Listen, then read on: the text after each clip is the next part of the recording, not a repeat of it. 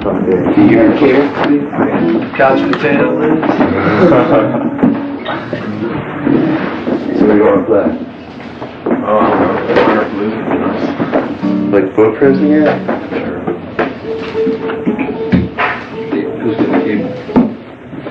That's Jay. Hungry. I was like, swap with this shit. Alright, thank you.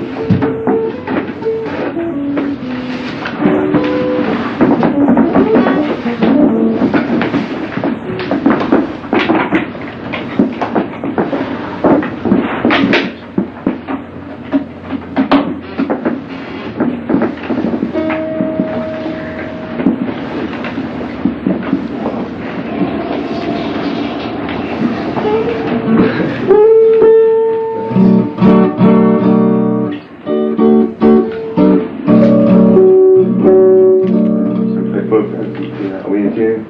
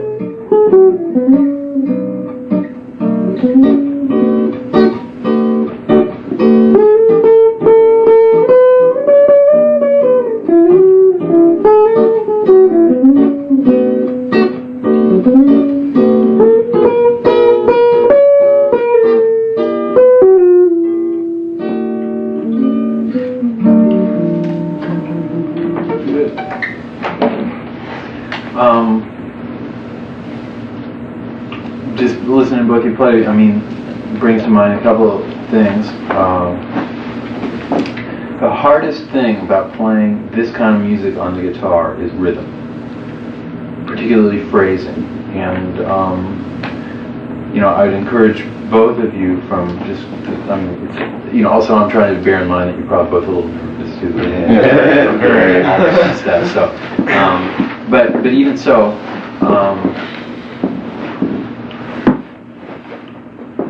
the whole thing of like making a line that you're playing sound like the way a drummer would play has always been like a lesson that I had the chance to learn from having gotten to play with real good drummers from a young age. But it's like really important if you can make it sound like you're playing the drums when you play. Right on top of the beat. Well, just sort of whatever it is. I mean, whether it's right on top or behind or whatever, if it's got that feeling, like if you hear a good drummer, the main thing that you notice is not so much what he's playing, but it's the confidence factor. Yeah. It's that he's putting it wherever he hears it, where he wants to hear it. It's like he's in control of the rhythm. It's like he's making it happen. And that's something that any good player, I mean, like if you were to hear Mike Brecker play solo, you would hear every element of it. It would sound like you were listening to a drummer in addition to him, like playing along with him. Or Schofield is another one. I mean, he plays like a drummer. That element is like the most difficult thing to get on the guitar. And you both have kind of a case of the triplet it's or something, where it's like when you play triplets, a horn player would never go they just wouldn't. I mean, you listen to Clifford Brown, who to me is like one of the classic examples of how to phrase in this particular kind of rhythm groove. Every note he plays is really precise rhythmically, but every note is at a slightly different volume. Every note is tongued differently and inflected differently. And so our goal as guitar players is to try and get that same kind of conversational quality into the phrasing, which tends to mean that you have to play each note at a slightly different volume.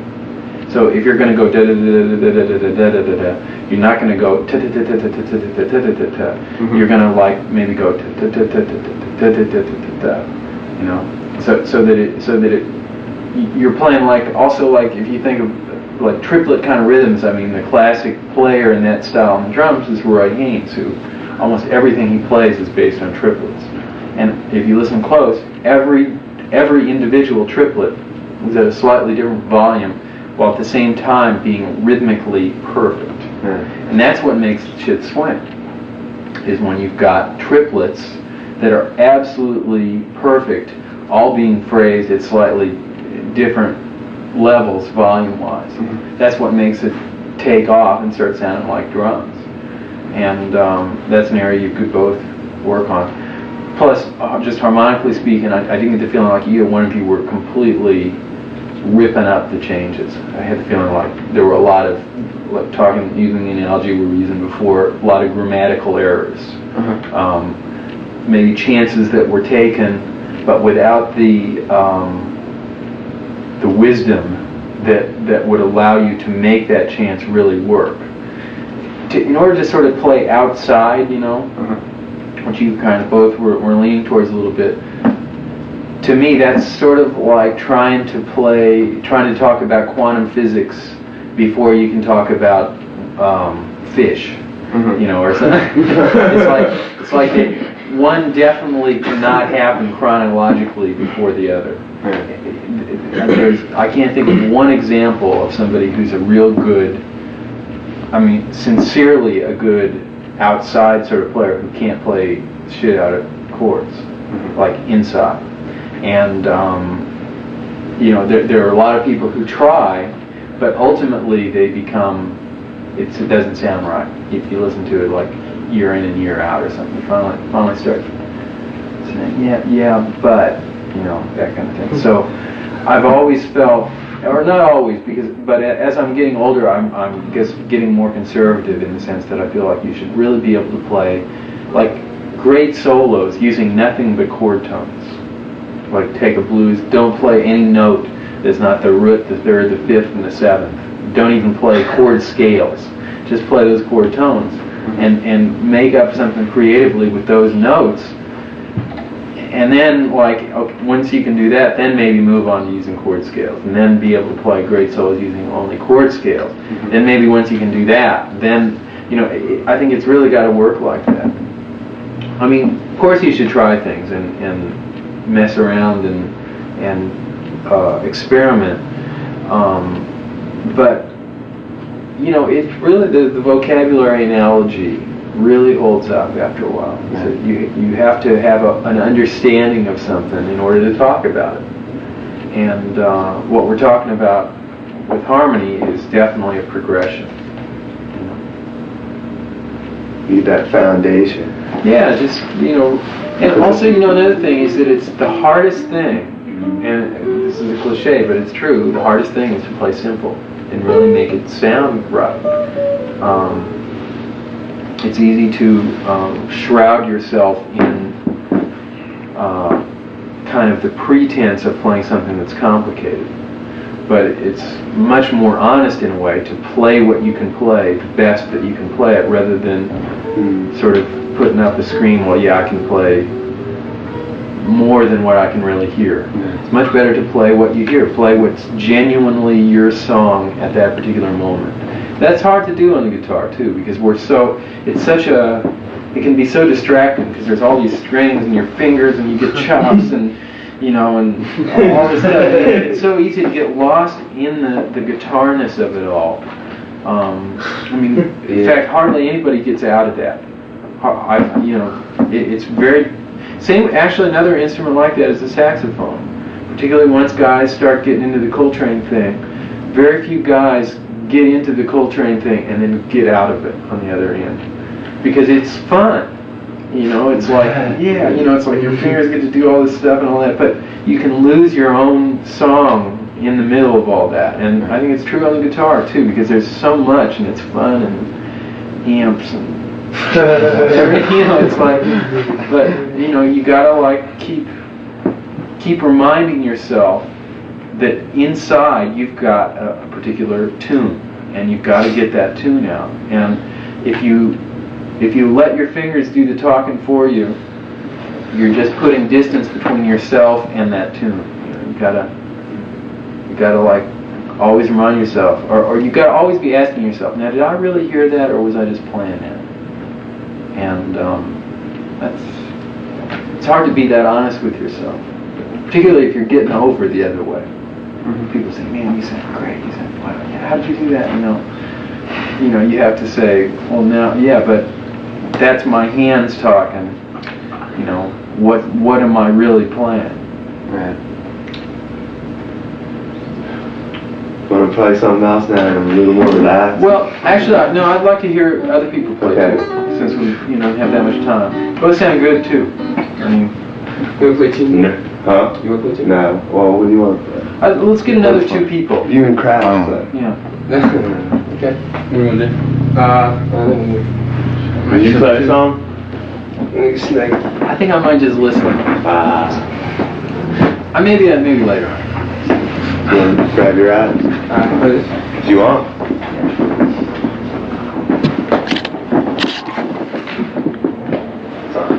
You do? Okay.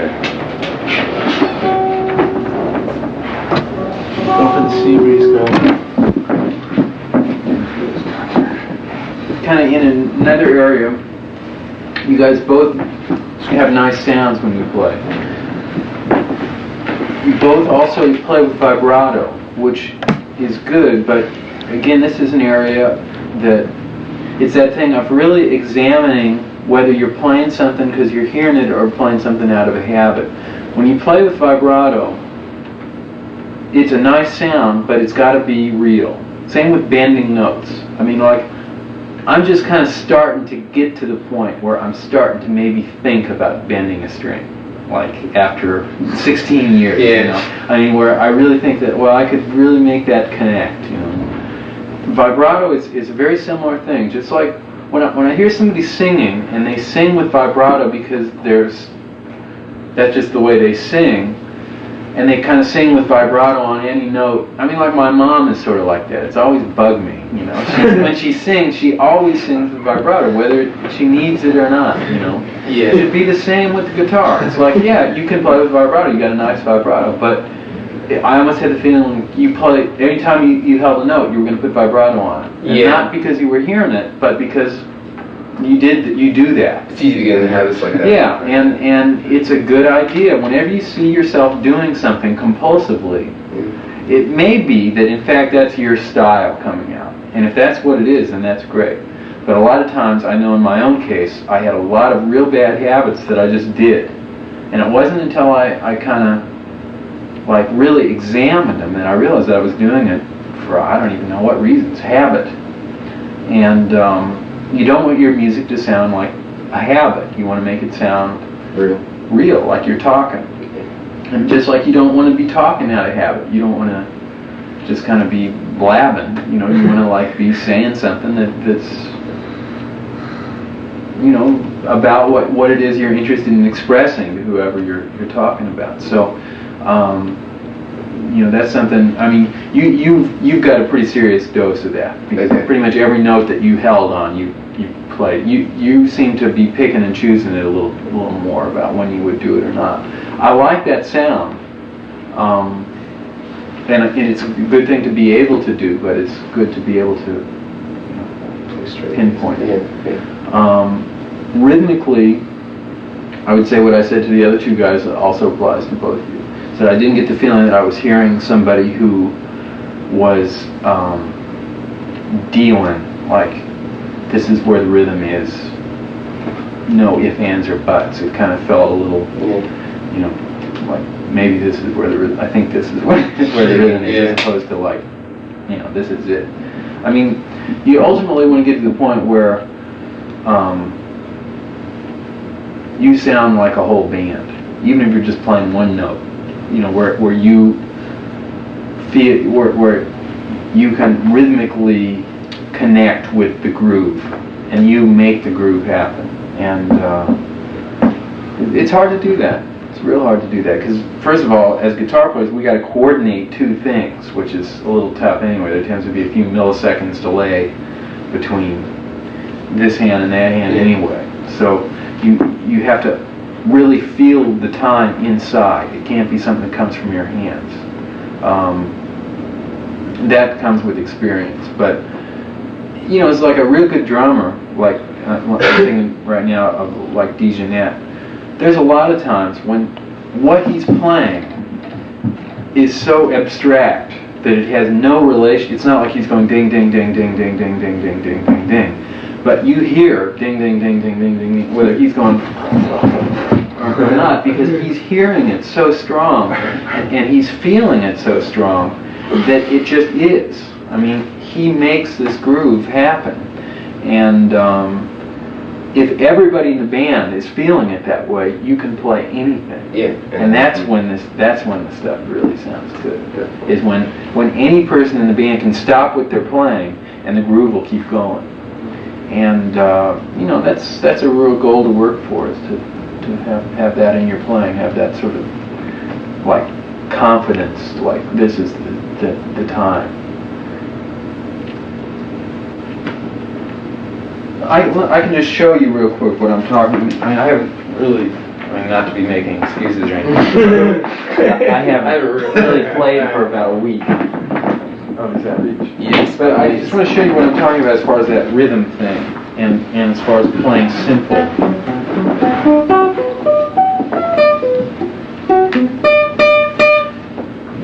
I noticed when you were playing, I was hearing a lot of that. That's not such a good sound. And that has a lot to do with your axe. I mean, to me, this maybe just is my own preference, but when I hear people, I like to hear the note more than the thing. And you want to be able to make that kick in if you want it. But it seemed like, you just barely touched it, and it was. Yeah, I don't know what. It sounds like you just need to get a fret job.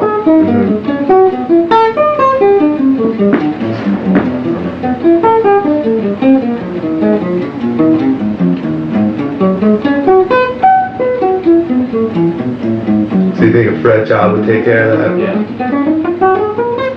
Yeah, because it's right up there in the higher position. You might, yeah, because you could get the strings even lower than this if you wanted lower action.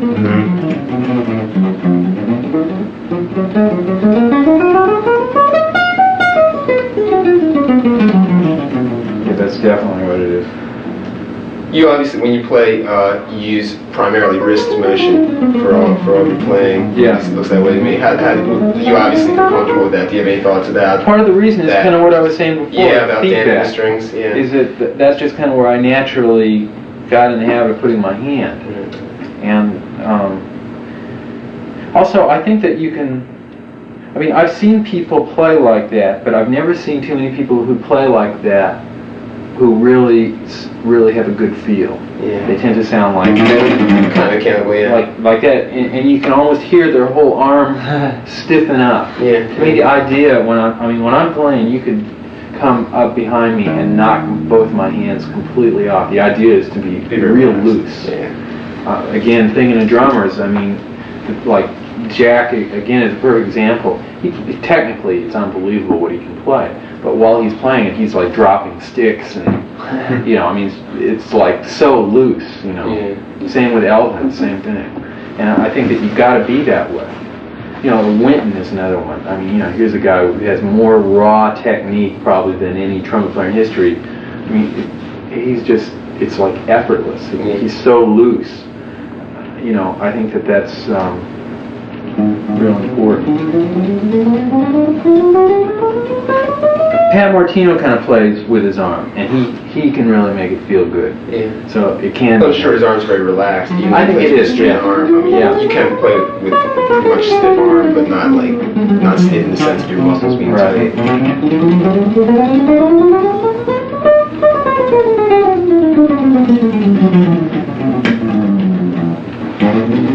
How do you feel about Pat Martino's music? Do you love it? It's one of my absolute favorites. And has been. He has been my favorite for a long time. Oh man, he's the greatest.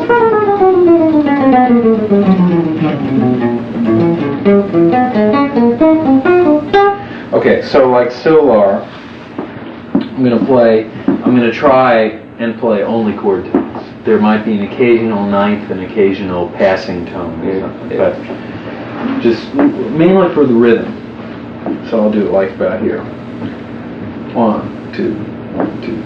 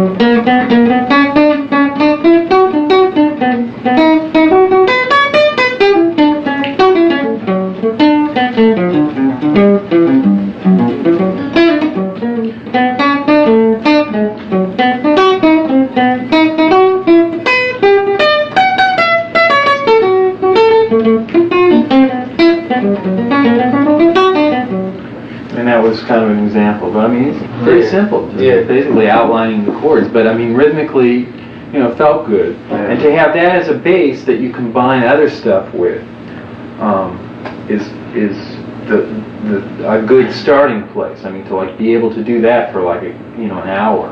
And then, I was kind of restricting it a little bit too much. I'll play a little bit more complicated. I won't be thinking about it, but that'll be sort of the goal, and I'll mix it in just with sort of my regular kind of playing.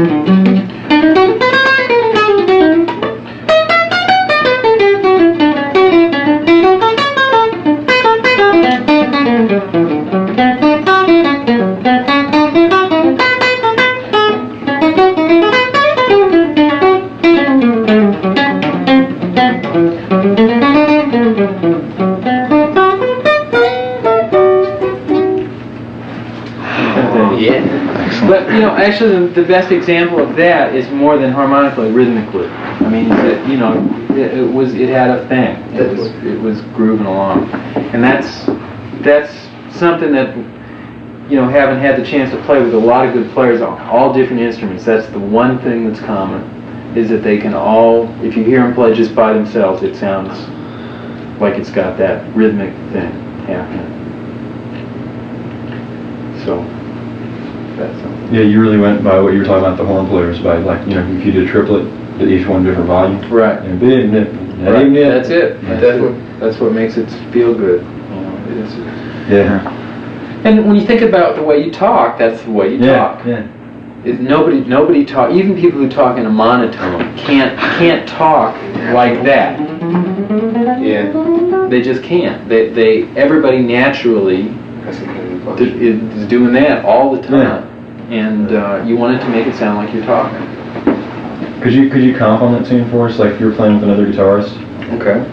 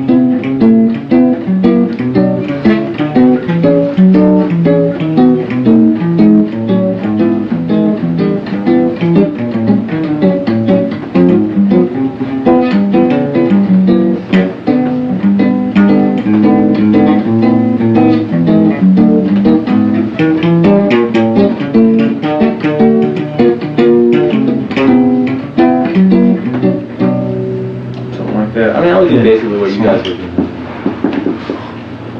I seem to lose, like if it's in a duo situation. Well, It's harder for me to keep the time. I lose it. I mean, it's always good to just play simple too. I mean, that was pretty complicated. Whoever was playing on top of that would have to be a pretty good player. I mean, just to keep everything straight. Get together. I mean, it would, be better to then. I mean, personally, I don't like that stuff. Yeah. Just kind of straight, because it doesn't really. It's kind of stiff. Yeah. It's hard to play with. But I mean, like for instance, the guy that I played most duo with is Mick Goodrick, and when we play together, a lot of times we never even do that. We just kind of both keep the chords thinking. I mean, like I might play behind him, something like that.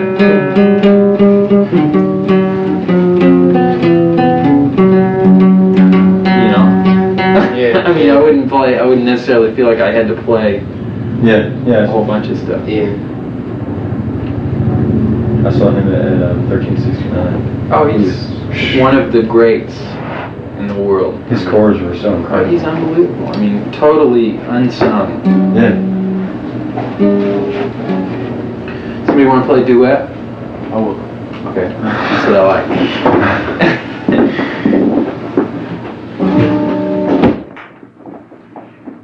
What's a good song that you like to play? man, I can't think of anything. Tell me when you're.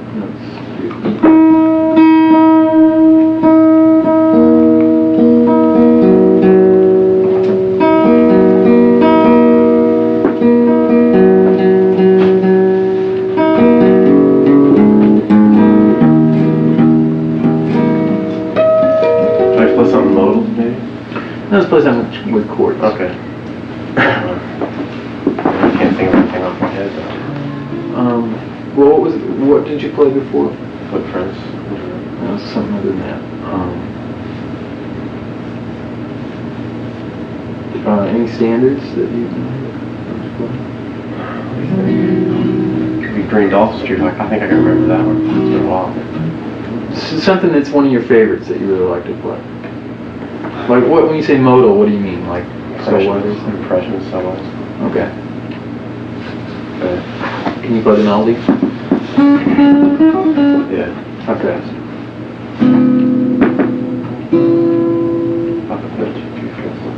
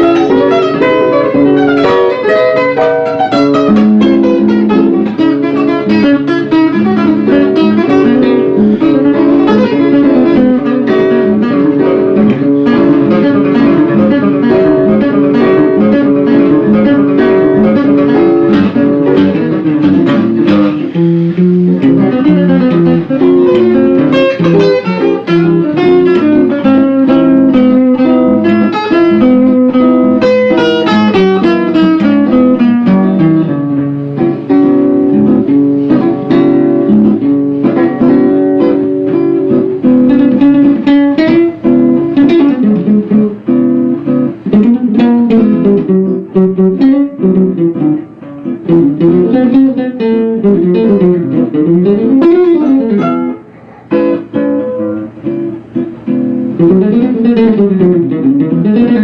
you.